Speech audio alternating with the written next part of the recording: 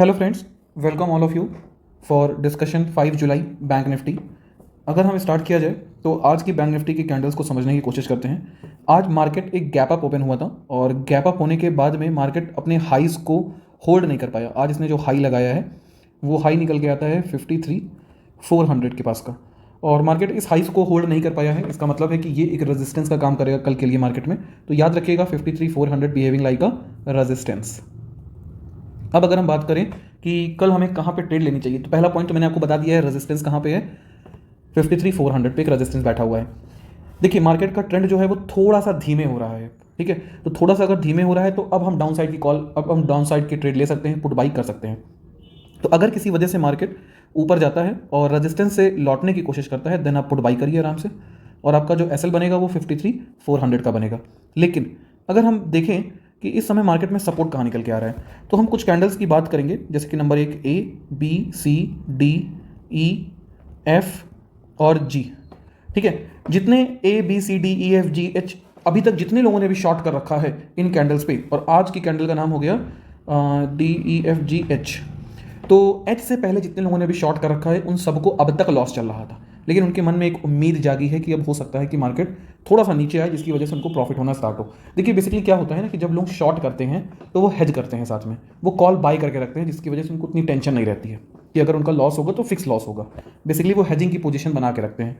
कोई भी बड़ा इंस्टीट्यूशनल होता है तो वो नेक्ड सेलिंग या नेक्ड बाइंग नहीं करता है।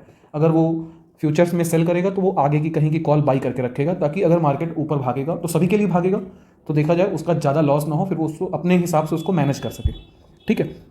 तो कहने का मतलब है सीधा सा कि जो कल का जो रेजिस्टेंस निकल के आ रहा है वो 53,400 पे है। यहाँ से अब मार्केट अगर डाउन आता है तो इन चारों कैंडल के लोगों को प्रॉफिट होने लगेगा, और साथ ही साथ इन चारों कैंडल में जो बायर्स थे उनकी हालत खराब होने लगेगी, क्योंकि उनके मन में अब सेकंड थॉट प्रोड्यूस होगा। सेकंड थॉट क्या रहेगा? सेकंड थॉट ये रहेगा कि मार्केट अपने ऑल टाइम हाई से लौट रहा है, ठीक है, और यहाँ से अगर ये बेरिश होगा तो कितना नीचे जा सकता है, उनको इस बात का डर होगा, ठीक। तो इस डर की वजह से वो अपनी पोजीशंस को स्क्वायर ऑफ करने की कोशिश करेंगे, और अगर कुछ ऐसा होता है तो मार्केट बहुत तेज़ी से डाउनफॉल आएगा और अपने को आराम से दिखाई देंगे 52,000 तक के लेवल्स। ये थोड़ा सा बड़ा मैं बोल रहा हूँ, 53 पे मार्केट ट्रेड कर रहा है और मैं बोल रहा हूँ 52,000 तक के लेवल्स बिल्कुल पॉसिबल है। उसका रीज़न सिर्फ इतना सा है, क्यों? क्योंकि जितने लोग भी इन कैंडल्स में शॉर्ट बाय करके बैठे थे उनको भारी लॉस होने लगेगा, क्योंकि अभी तक वो प्रॉफिट में चल रहे हैं, उनको अभी कोई दिक्कत नहीं होगी। लेकिन अब अगर मार्केट इसके नीचे आता है तो उन सभी को लॉस दिखाएगा, और उन सबके मन में ये थॉट जरूर आएगा कि मार्केट ऑल टाइम हाई से लौट रहा है, कितना बेरिश हो जाए कुछ पता नहीं है, ठीक है। तो इस वजह से वो अपनी पोजीशंस काटेंगे, तो मार्केट में जो फॉल आएगा वो बहुत तेज आएगा देखने को, ठीक। नंबर 2 बात, तो हमारा जो टारगेट बनेगा वो 52,000 तक के बनेंगे, और आप कोशिश कीजिएगा, रुकिएगा, अपने स्टॉप लॉस को ट्रेल कीजिएगा, तो आपको यहाँ तक के टारगेट मिल भी जाएंगे। लेकिन एक थॉट ये भी रखते हैं क्या, कि किसी वजह से मार्केट मान लीजिए कि गैप अप ओपन हो जाए, तब उस केस में हमें क्या डाउन साइड की ट्रेड लेनी चाहिए? नहीं, बिल्कुल भी नहीं लेनी चाहिए दोस्त। क्यों नहीं लेनी चाहिए, इसको समझिएगा। अगर आप डाउन साइड की ट्रेड ले लेंगे तो मार्केट में ऊपर और नीचे दोनों साइड जाने की पॉसिबिलिटीज़ हैं, तो यहाँ पे ये फिर आपका गैम्बलिंग की तरह हो जाएगा। इसलिए आप अगर इस जगह की ट्रेड को इग्नोर करेंगे तो ज़्यादा बेनिफिट रहेगा आपके लिए। आप वेट कीजिए, अगर मार्केट इस पॉइंट से लौटता है तभी आप ट्रेड कीजिए।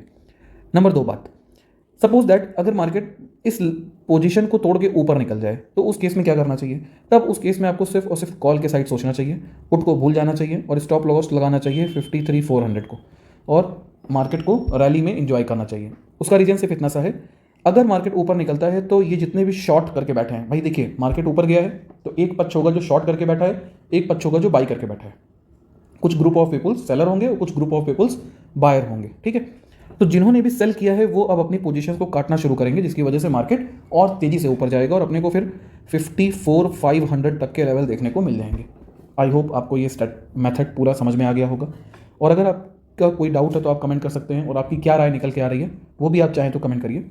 और हाँ, अगर आप हमारे टेलीग्राम पर जुड़ना चाहते हैं तो लिंक डिस्क्रिप्शन में अवेलेबल है, और अगर आपको टेक्निकल एनालिसिस सीखना है तो आप हमें व्हाट्सअप कर सकते हैं 8840747884 पे।